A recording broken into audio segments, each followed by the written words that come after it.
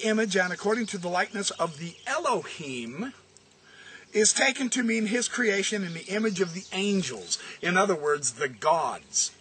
And Michael Heiser, in his dissertation on the Council of the Gods in late Second Temple Judaism, he shows how the Hebrew word for angels is malach, and it's a perfectly acceptable, usable word. It is not the same as the Hebrew word for Elohim, meaning gods. So that when the texts read the B'nai Elohim, it is the sons of God. These are divine beings. They are not angels. They are not rulers. They are not judges. That's the famous Psalm 82, and I have at least 50 articles exploring Psalm 82, and I will do that in some depth in some videos later on. So the view that Adam was created angelomorphic was not uncommon in the late Second Temple period. And then he cites 1 Enoch 69:11, 2 Enoch 30:11, Adam and Eve 4 verses 1 and 2. He says compare Ezekiel 28, 12 through 16. For the Dead Sea Scroll community, we can be sure that an angelomorphic view of the prelapsarian Mensch, the original man, this was related to a more exalted view of Adam as one created to bear God's glory. That was the whole point, is the man was created in the image of God because the man was going to bear the glory of God. That means he will be deified. He's angelomorphic. This is a scholarly term for the divine human. It's almost like a contradiction of terms in a way, but it's not really. When we consider that we are all of the same species with the divine, then it's not a contradiction. We're just fallen and in a lost state at this point in time. But the light comes vertically. As Goodenough said, this is vertical Judaism. It comes from above. It comes from the outside. The LDS scholar Hugh Nibley discussed that quite often in his writings. It's very interesting here.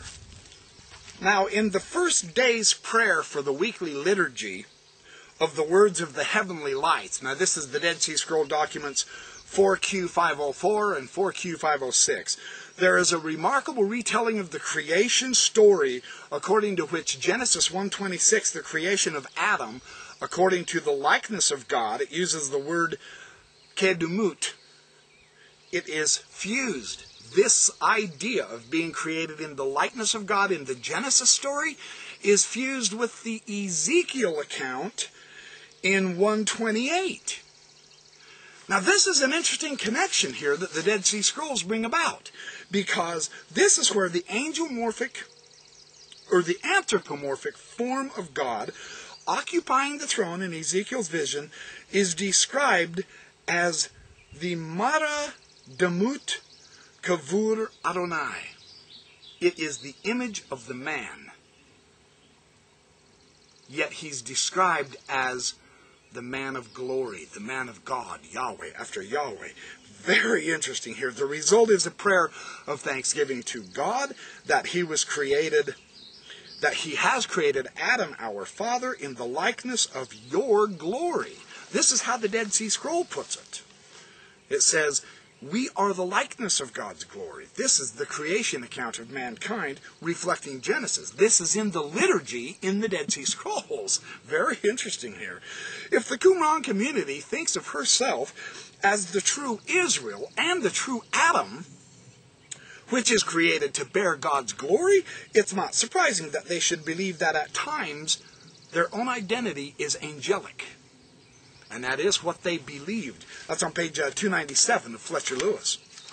He goes on to describe the angelomorphic Moses in the Qumran texts here. There's a couple of texts in which Moses is angelic or divine. In the 4Q374, Exodus 7 verse 1 says, see, I have made you, Moses, God to Pharaoh. And he calls him that Elohim Lifro. You are a God to Pharaoh. And he uses that word Elohim. This is not an angel. They have the Hebrew word malach for angel. Malachim for angels, so on and so forth. This is God. This is expanded in the Dead Sea Scroll text, though. Listen to how the Dead Sea Scroll text puts this. He made him as God, Lelohim is the Hebrew, to the mighty ones, and a cause of reeling to Pharaoh. Did you catch the difference here? He related this glorious transformation of Moses at Sinai, Exodus 34:30. There Moses was transformed before the mighty ones. Very powerful here. Moses is so transfigured that, like Aaron in Sirach 45, verses 7 and 8, his effect on the people. Listen to his effect when he came back from Sinai. Here's how the people responded to his being angelomorphic, being divine.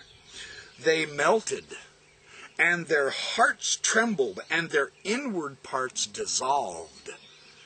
Pure terror, because they couldn't abide the glory. That is the biblical divine warrior description. And he says, compare Psalms 107, 6 and 7. So not only Aaron being described in terms of this divine warrior, but now Moses is in this Dead Sea Scroll text. He is described as the divine warrior. And the effect is the same on the people. And he says, go to Psalm 107, 6 and 7. Go read that. Such is his visual transformation that the people do not recognize him. That's how glorious he was. They don't even realize it's Moses. A tradition attested in Sulo Fido's Biblical Antiquities. Moses' shining face then restores them. Now, this is an interesting account. The glory terrifies him, and yet his shining face, because of that very glory that at first terrified him, he then heals Israel with it.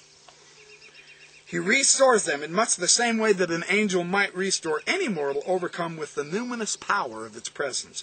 Line 8 says, and when he caused his face to shine upon them for healing, they strengthened their hearts. This is perhaps a deliberate evocation of Numbers 6:25. That part of the Aaronic blessing where it is God himself who makes his own face shine upon the people for their well-being. If so, then God's face is now mirrored in Moses' face. For all intents and purposes, Moses is the God. That's fascinating how the Dead Sea Scroll account utilizes these scriptures and gives us this astonishing outlook on Moses. It's really quite breathtaking when you think about it.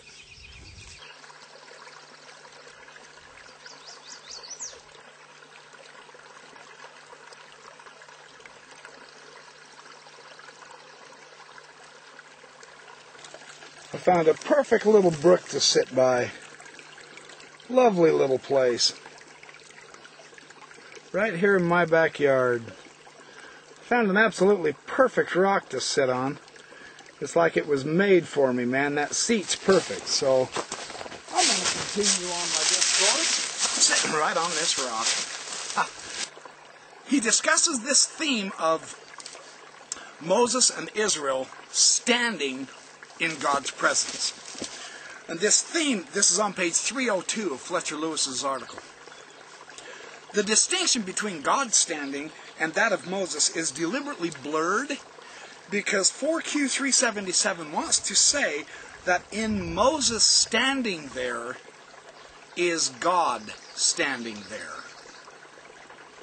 This then facilitates a resolution of any perceived tension between Deuteronomy 5:4 and Exodus 19, because it also means that in Moses speaking to the people, there is a mediation of God's speaking to the people face to face.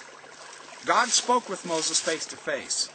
Now Moses, in God's place, speaks to Israel face to face, but he's been exalted, so there is no difference. This is God speaking to Israel face to face in Moses. This is powerful material here. And in the case of 4Q374, the other Dead Sea Scroll document, Moses fulfills Numbers 6:25. This is God's face is seen in Moses' face. So that what God has been to Moses, Moses is now the same thing to Israel.